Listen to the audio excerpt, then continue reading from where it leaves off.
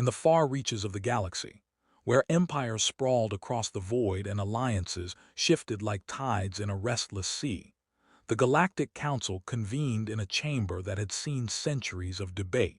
They gathered not for ceremony but for survival, for the balance of power between ancient rivals trembled on a knife's edge. For countless years, these disputes had been managed by cycles of confrontation and weary compromise, but this time neither side trusted the other to bend. It was a deadlock that threatened to fracture not only the two coalitions but the Council itself. And so, desperate for resolution, the galaxy looked toward a newcomer, Earth. Humanity had arrived late to the interstellar stage, their fleets smaller, their colonies fewer, their place within the hierarchy still uncertain. Yet among many alien civilizations, they had earned a quiet reputation for adaptability and negotiation. In the eyes of the Council, they were the perfect candidates, neutral, young, eager to prove themselves and unburdened by centuries of alien grudges. What harm could it do, the delegates reasoned, to let humans try their hand at diplomacy? When the decision was announced, skepticism rippled through the chamber. The warlike Vaith scoffed at the idea of fragile bipeds mediating ancient rivalries. The methodical Saren insisted that humans lacked the wisdom born of centuries. Even the pragmatic Thrune dismissed humanity's ability to navigate the labyrinth of galactic politics. Still, desperation overruled arrogance. A neutral arbiter was needed, and Earth was chosen. Word spread swiftly across star systems. For the first time, humankind would step into the galaxy's grand arena not as petitioners, not as junior partners, but as mediators of peace. The day of arrival stirred unease masked as ceremony. The council hall, vast and domed with a ceiling of woven starlight, opened its gates to a delegation from a world still regarded as provincial. The alien species present had expected a procession of frailty, thin frames, nervous movements, perhaps a touch of awe. Instead, what walked through the chamber doors disarmed them in ways they could not yet articulate. The humans were composed, deliberate, and clothed not in armor, nor robes of ceremonial excess, but in garments of tailored precision. Dark suits, pressed lines, immaculate shoes, subtle insignia of state. No weapons, no ostentation, just simplicity and focus. To the council, these business suits were strange, almost archaic compared to their own shimmering robes or armored exoskeletons. Yet there was something unnervingly deliberate about the choice, as though the humans had dressed not to impress, but to unsettle. The first words exchanged confirmed their reputation for courtesy. Calm voices, measured tones, smiles that seemed warm enough. They bowed, shook hands where appropriate, exchanged greetings in multiple languages with flawless pronunciation. To the casual observer, the humans appeared every bit the archetype of diplomats, polished, polite, restrained. But to the sharper eyes among the aliens, something lingered beneath. The way those human eyes scanned the chamber, noting exits, cataloging expressions. The way their postures remained relaxed yet coiled, as though the room itself were prey to be studied. The smile did not quite reach the eyes, and the silence between words felt heavy, purposeful. If any alien had paused to recall their own world's predator species, they might have recognized the same qualities mirrored in the bipeds before them. Negotiations began without spectacle.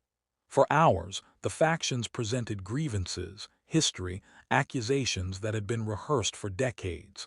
The humans listened more than they spoke, nodding, jotting notes, occasionally asking pointed questions. At first, the council thought this confirmed their expectations, patient, passive mediators. Yet as the discussions wore on, the atmosphere shifted. When the humans finally spoke, their words cut with precision. They did not lecture, they dissected. Centuries-old arguments, wrapped in layers of tradition, were unraveled in moments. Hypocrisy was exposed with surgical ease. Contradictions, carefully hidden under rhetoric, were dragged into daylight.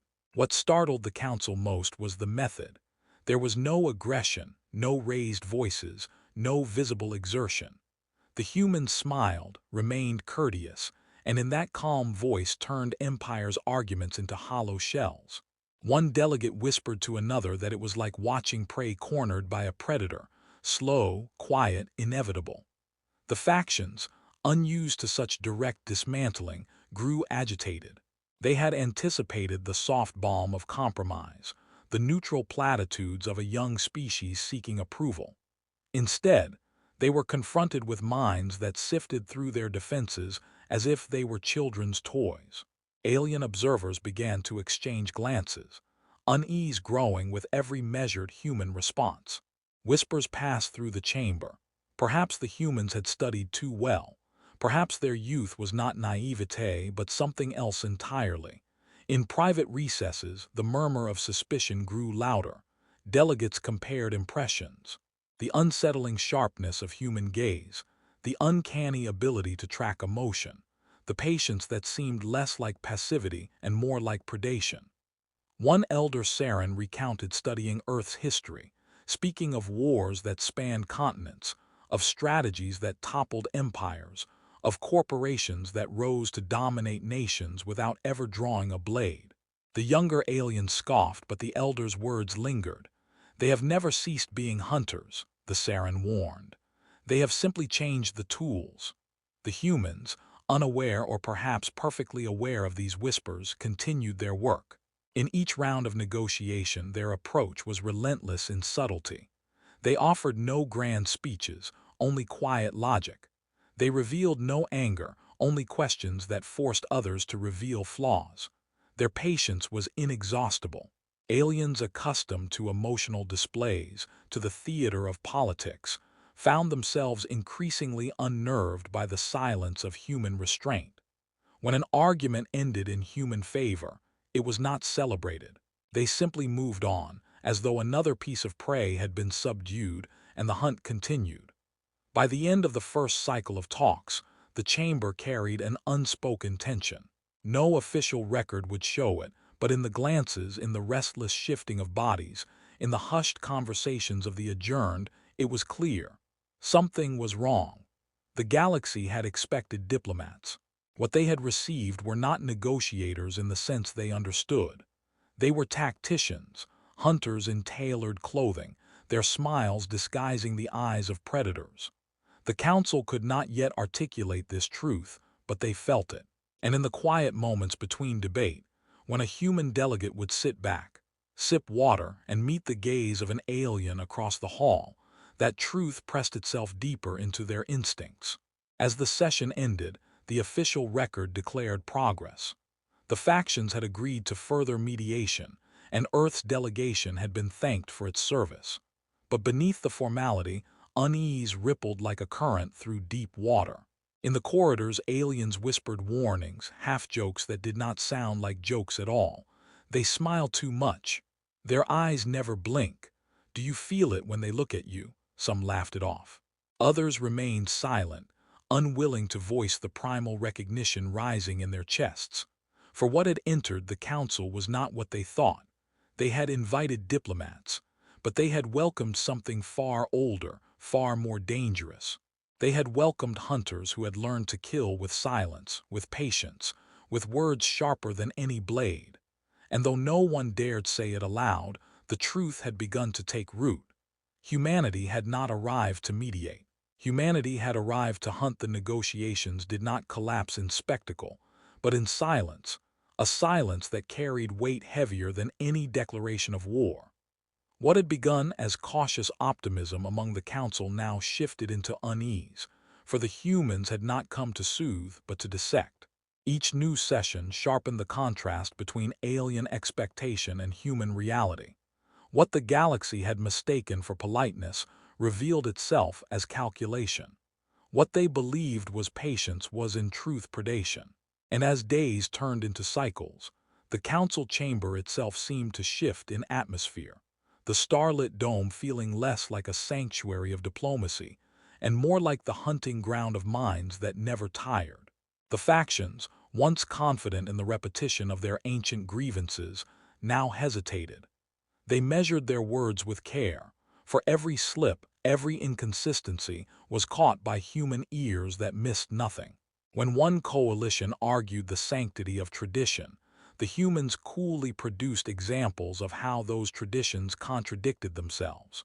When another faction spoke of justice, the humans asked for definitions, then dissected the meaning until nothing remained. What unsettled the council most was not the precision of the arguments, but the calm inevitability of their delivery. The humans never raised their voices, never pressed with visible force. They simply allowed silence to grow after every question, a silence in which alien delegates felt their own words strangling them. It was in these silences that fear began to take root. The galaxy had always assumed that diplomacy was an art of compromise, a dance of concessions, a ritual where no one won and no one lost. But the humans treated it differently. To them, every word was a weapon, every pause a trap, every concession extracted with surgical intent. To the alien mind, it was like being hunted not with claws or fangs, but with precision instruments, the way a predator would dismantle prey piece by piece, not out of malice but out of instinct. Among the side chambers, whispers grew louder. The Vaith compared the humans to their own apex hunters, creatures that stalked in packs, isolating the weakest before closing in. The Thrune, who prided themselves on subtle strategy, admitted privately that the humans unnerved them, for they showed no need for deception when truth itself was wielded as a blade. Even the cautious Saren, who had lived through centuries of negotiations, confessed to unease. "They smile while they dismantle us," one delegate murmured, "not because they enjoy it, but because it is natural to them." Rumors spread like wildfire through the council. Delegates spoke of human history, stories of empires rising and falling under the relentless march of human strategy. They spoke of corporations that had reshaped entire civilizations on Earth without drawing blood, using only contracts and laws as weapons. They recalled wars fought not with superior strength, but with cunning, deception, and unyielding endurance. The aliens began to realize that what they witnessed in the chamber was not diplomacy in the sense they understood. It was war, war fought in silence, in smiles, in the quiet exchange of words that left opponents gutted and exposed. The shift became undeniable when the first faction collapsed. It was not dramatic. No one shouted, no one stormed out. Instead, under relentless questioning and the steady application of human logic, one powerful bloc conceded ground it had sworn for centuries it would never yield. The concession shocked the chamber, and in that shock came the realization. The humans were not merely mediating. They were conquering, and they were doing it without firing a single shot. Fear spread, cloaked in civility but unmistakable in its scent. Aliens avoided human eyes, found excuses to shorten conversations, whispered to one another in panicked tones about how quickly their defenses crumbled. Some speculated that perhaps the humans were trained in hidden psychic arts, though no evidence supported it. Others wondered if they had studied every species' weaknesses before arriving, though the speed of their responses suggested something deeper. The truth, though unspoken, gnawed at them. This was not preparation.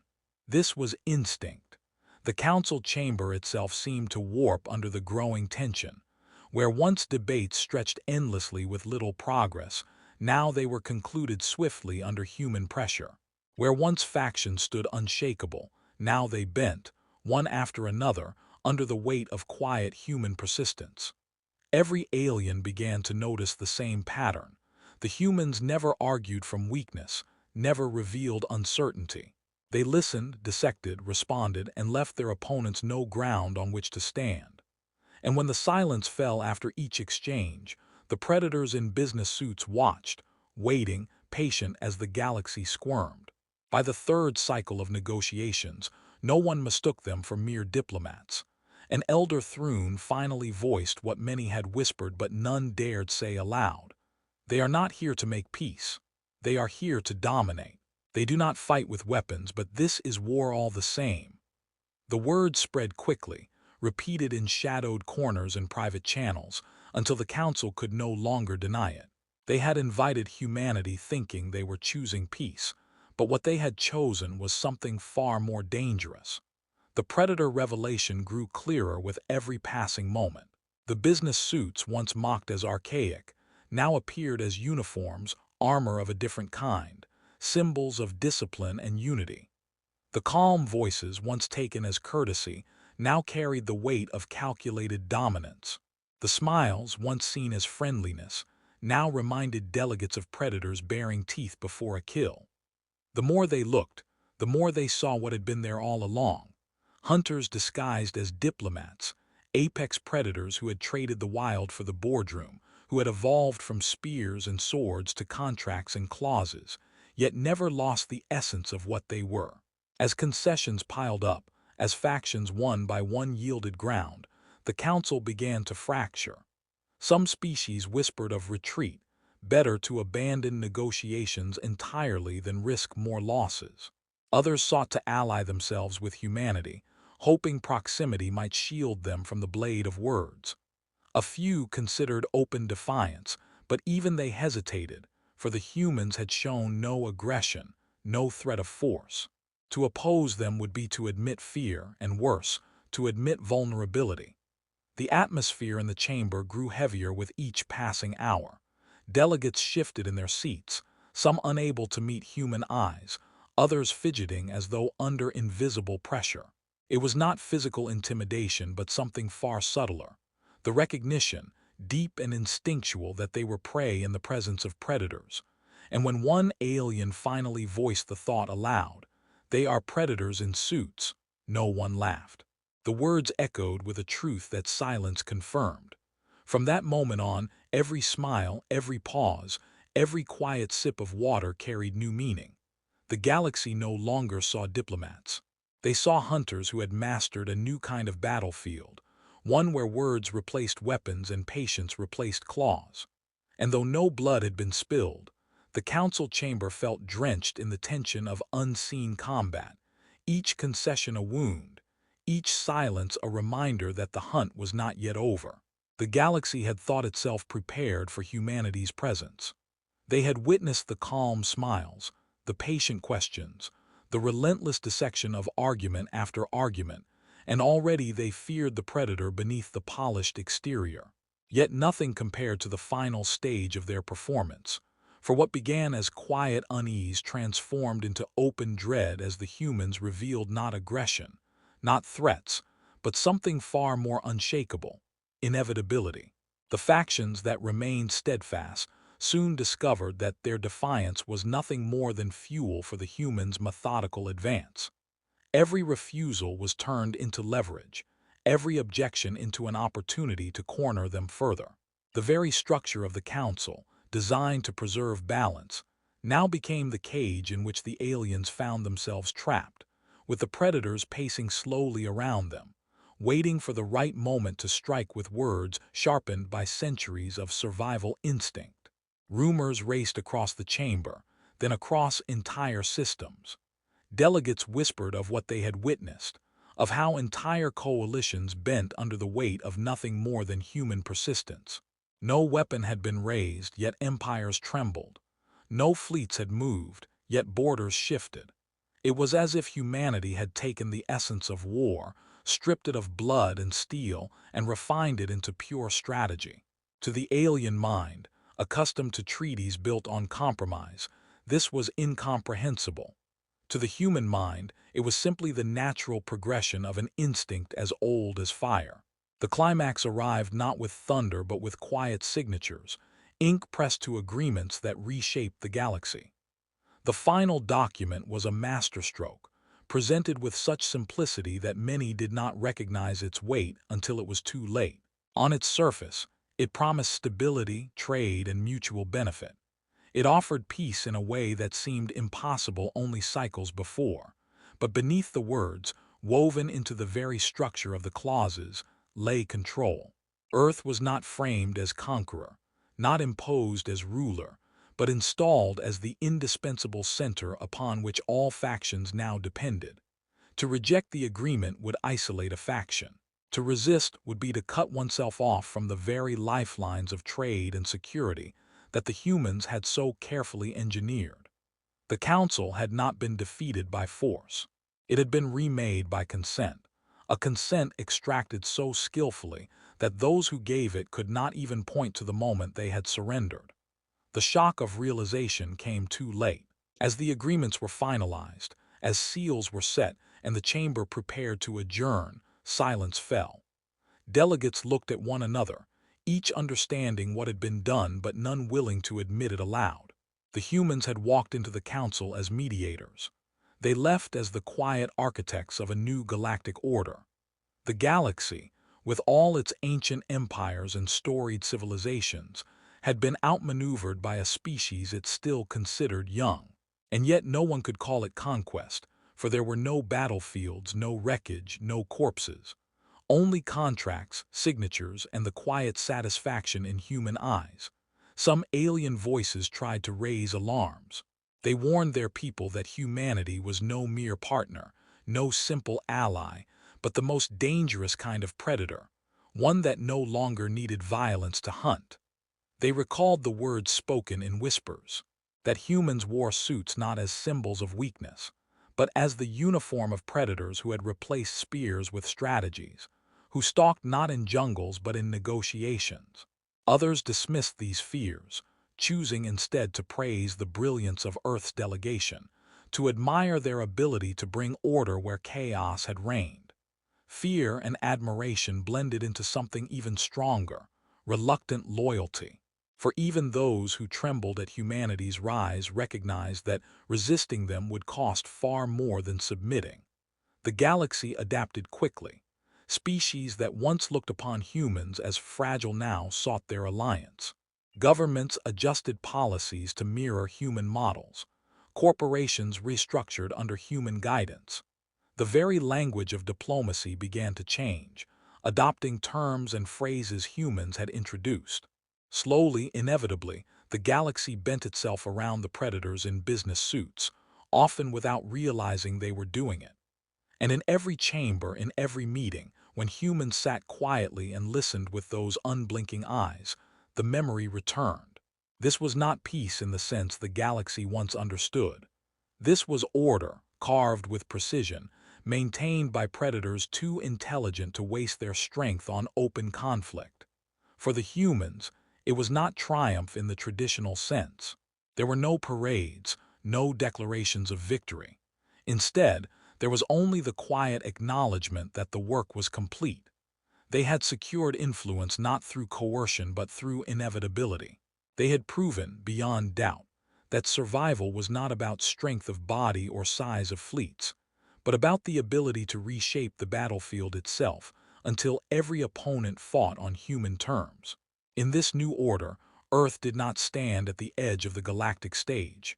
It stood at the center, calm, composed, and unchallenged. Among the alien delegates who had witnessed it, the memory lingered with uncomfortable clarity. They remembered the way humans had sat in silence, the way they had asked questions that cut deeper than any weapon, the way they had smiled with teeth that seemed to gleam sharper than claws.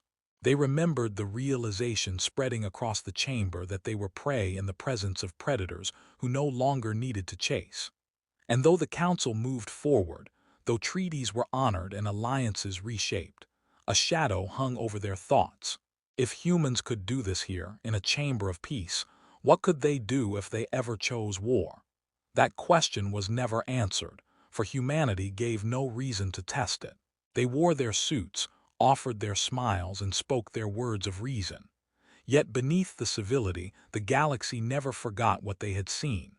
And so, whenever the story was told, it was never remembered as the time Earth sent diplomats. It was remembered as the time the galaxy discovered what humans truly were. Apex predators who had learned to hunt without claws, who had traded the battlefield for the boardroom, and who conquered not with weapons, but with inevitability. And in that quiet inevitability lay the greatest revelation of all. For the galaxy, with its endless empires and ancient traditions, had long believed that predators could be defeated, that hunters could be outlasted.